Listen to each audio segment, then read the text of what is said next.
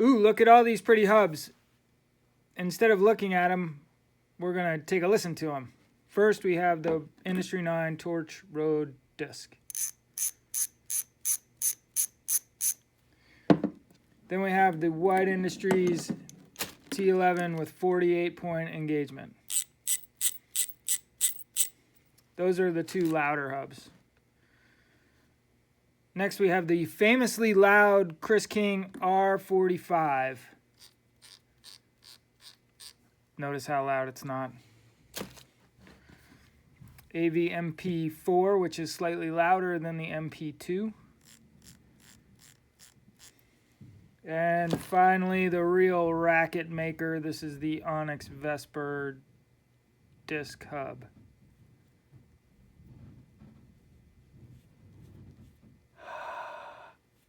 Silence. There you go.